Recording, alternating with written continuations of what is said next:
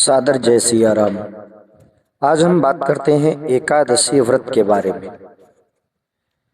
कहते हैं कि एक साल में लगभग 24 एकादशी होती हैं।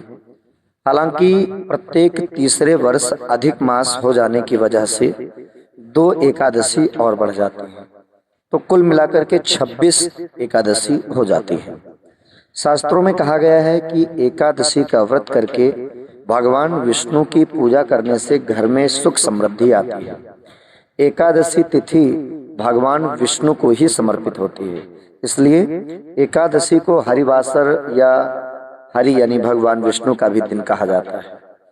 हर महीने कृष्ण और शुक्ल पक्ष में 2 एकादशी पड़ती हैं और इस व्रत को करने से सभी पाप नष्ट हो जाते हैं। एकादशी स्वयं विष्णु प्रिया है, इसलिए इस दिन व्रत जप तप दान पुण्य करने से प्राणी भगवान विष्णु का ही सानिध्य प्राप्त कर जीवन मरण के बंधन से मुक्त होकर मोक्ष को प्राप्त करता है। शास्त्रों में एकादशी व्रत को करने का विशेष नियम बताया गया है, जिनका पालन करने से व्रत का पूरा फल मिलता है।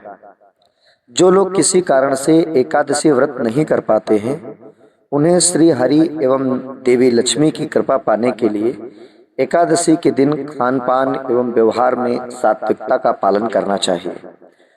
एकादशी के बारे में हमारे शास्त्रों में लिखा गया है, न विवेक समो बंधुर न एकादश्याः परम व्रतम। इसका अर्थ यह है कि एकादशी के व्रत से बढ़कर के कोई व्रत नहीं होता और विवेक के समान कोई बंधु नहीं होता।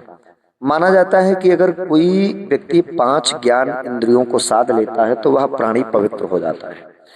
एकादशी के व्रत के बारे में भी कहा जाता है कि इस दिन शरीर में पानी कम होना चाहिए। व्रत के दिन शरीर में जितना पानी कम होगा, व्रत करने से उतनी ही आसानी रहेगी। इसके बारे में एक कथा भी है, जिसके अनुसार भगवान व्यास ने भीम को निर्जला एकादशी के दिन व्रत करने का सुझाव दिया था। शास्त्रों में लिखा गया है कि देवर्षि नारद ने 1000 साल तक निर्जला एकादशी का व्रत करके भगवान श्री हरि नारायण की भक्ति प्राप्त की थी। तो इस व्रत को सर्वश्रेष्ठ व्रत ही बताया गया है। अब आइए हम बात करते हैं कि एकादशी के दिन क्या करें और क्या ना करें।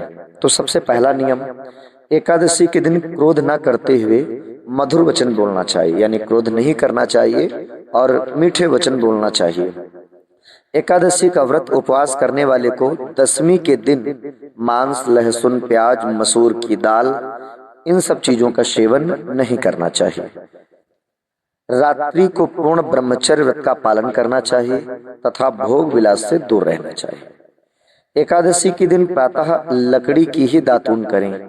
नींबू जामुन आम के पत्ते लेकर चबा लें और अंगुली से कंठ को साफ कर लें। और विशेष ध्यान ये देना है कि वृक्ष से पत्ता को तोड़ना वर्जित है। स्वयं गिरा हुआ पत्ता लेकर के ही सेवन करें। अगला नियम है, यदि यह संभव ना हो तो पानी से 12 बार कुल्ला कर लें, फिर स्नान आदि कर मंदिर में जाकर गीता पाठ करें या पुरोहित जी से गीता पाठ को श्रवण करें। अगला नियम है, फिर प्रभु के सामने इस प्रकार प्रण करना चाहिए कि हे भगवान, आज मैं चोर पाखंडी दुराचारी मनुष्यों से बात नहीं करूंगा और न ही किसी का दिल दुखाऊंगा। रात्रि को जागरण करके कीर्तन करूंगा। ये भगवान से प्रतिज्ञा करनी चाहिए कि प्रभु मैं एकादशी वाले दिन ये करूंगा। इसके बाद में ओम नमो भगवते वासुदेवाय इस 12 मंत्र का जप करना चाहिए। राम कृष्ण नारायण भगवान विष्णु के सहस्र नाम का जो है जाप करना चाहिए। इसके साथ साथ भगवान विष्णु का स्मरण करें, प्रार्थना करें, हे त्रिलोकीनाथ मेरी लाज आपके हाथ है, अतः मुझे इस प्रण को पूरा करने की शक्ति प्रदान करना। विशेष चीज ये ध्यान देना है कि एकादशी के दिन घर में झाड़ू नहीं लगाना चाहिए, क्योंकि चींटी आदि सूक्ष्म जीवों की मृत्यु का भी भय रहता है। इस दिन बाल भी नहीं आपको कटवाना है, अधिक बोलना नहीं, अधिक बोलने से मुख से न बोलने वाले शब्द भी निकल जाते हैं। इस दिन यथाशक्ति का दान करना चाहिए, किंतु स्वयं किसी का दिया हुआ अन्न आदि कदापि ग्रहण न करें। दशमी के साथ मिली हुई एकादशी व्रत मानी जाती है। वैष्णवों को योग्य द्वादशी मिली हुई एकादशी का व्रत पालन करना चाहिए। त्रयोदशी आने से पूर्व व्रत का पालन करना चाहिए। वैष्णवों को योग्य द्वादशी मिली हुई एकादशी का व्रत करना चाहिए और त्रयोदशी आने से पहले ही व्रत का पालन करना चाहिए। एकादशी 11 के दिन व्रतधारी व्यक्ति को गाजर, सलजम, गोभी, पालक इत्यादि का सेवन नहीं करना चाहिए। केला, आम, अंगूर, बादाम, पिस्ता इत्यादि अमृत फलों का सेवन करें। प्रत्येक वस्तु प्रभु को भोग लगा करके तुलसी दल डाल करके ही ग्रहण करना चाहिए। द्वादशी के दिन ब्राह्मण को भोजन कराएं, मिष्ठान खिलाएं, दक्षिणा दें, उनको प्रणाम करें। अब हम बात करते हैं कि यह व्रत प्रारंभ कैसे हुआ, एकादशी का व्रत।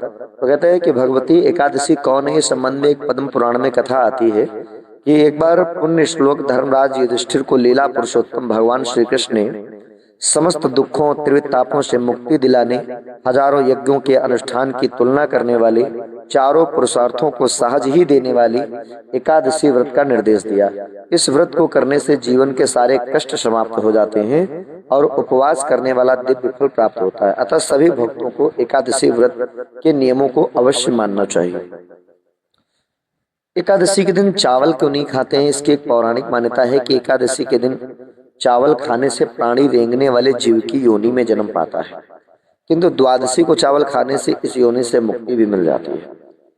कथा के अनुसार माता शक्ति के क्रोध से बचने के लिए महर्षि मेधा ने अपने शरीर का त्याग कर दिया और उनका अंश पृथ्वी में समा गया। चावल और जौ के रूप में महर्षि मेधा उत्पन्न हुए, इसलिए चावल और जौ को जीव माना जाता है। जिस दिन महर्षि मेधा का अंश पृथ्वी में समाया उस दिन एकादशी तिथि थी, अतः उनको जीव रूप में मानते हुए एकादशी को भोजन के रूप में ग्रहण करने से परहेज किया गया, ताकि सात्विक रूप से भगवान विष्णु प्रिया एकादशी का व्रत संपन्न हो सके। धार्मिक मान्यता क्या है? ज्योतिष मान्यता के अनुसार चावल में जल तत्व की मात्रा अधिक होती है, जल पर चंद्रमा का प्रभाव अधिक पड़ता है, तो चावल खाने से शरीर में जल की मात्रा बढ़ती, इससे मन विचलित होता, चंचल होता है। मन के चंचल होने से व्रत के नियमों का पालन करने में बाधा आती है।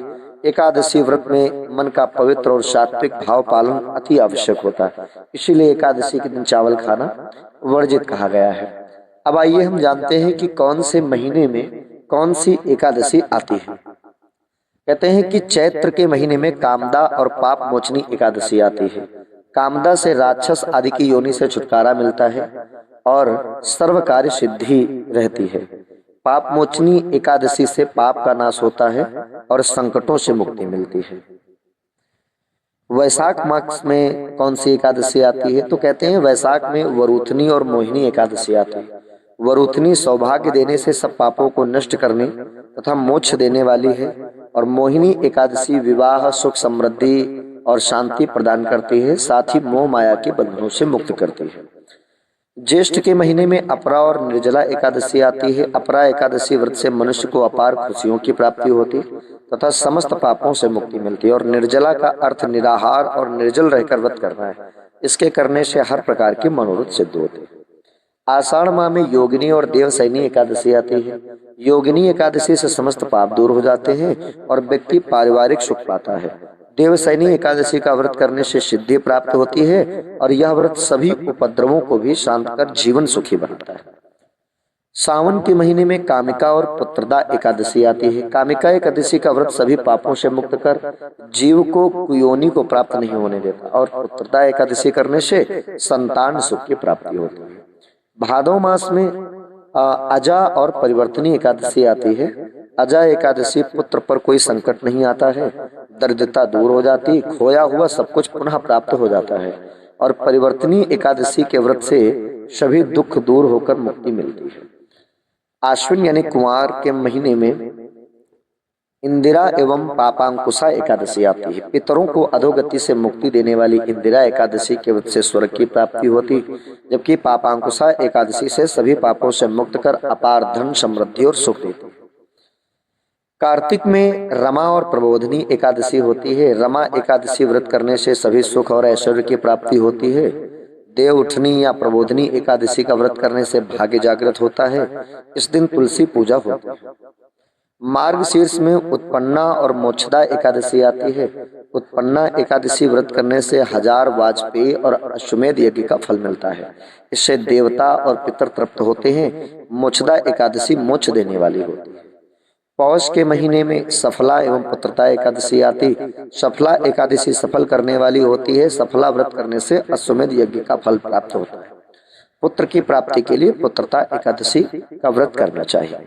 माघ के महीने में खरतीला और जया एकादशी आती है। खरतीला एकादशी व्रत करने से दुर्भाग्य, दरिद्रता और अनेक प्रकार के कष्ट दूर होकर मोक्ष की प्राप्ति होती है। जया एकादशी व्रत करने से ब्रह्म हत्या आदि पापों से छुटकारा मिलता है और मोक्ष प्राप्त करता है। भूत पिशाच आदि योनियों से मुक्ति मिलती है और इस योनि में कोई नहीं जाता है। फागुन के महीने में विजया और आमाल की एकादशी आती है। विजया एकादशी से भयंकर परेशानियां व्यक्ति छुटकारा पाता है और इससे शत्रुओं का नाश होता है। और आमल की एकादशी में आंवले का महत्व है। इसे करने से व्यक्ति सभी तरह के रोगों से मुक्त हो जाता है, साथ ही वो हर कार्य में सफलता प्राप्त करता है। अधिक माह में पद्मिनी, कमला एवं परमा एकादशी आती है। पद्मिनी एकादशी का व्रत सभी तरह की मनोकामनाओं को पूर्ण करता है, साथ ही यह पुत्र, कीर्ति और मोक्ष देने वाला होता है। परमा एकादशी धन वैभव देती है और पापों का नाश कर उत्तम गति भी प्रदान करने वाली होती है।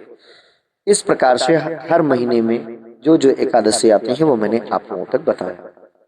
आगे मैं चर्चा करूंगा कि कौन सी एकादशी किस महीने में क्यों प्रारंभ हुई और क्यों करी जाती है, इसके बारे में मैं आपको बताऊंगा।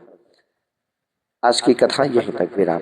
सादर जय सिया राम, जय श्री हरि, जय श्री कृष्ण।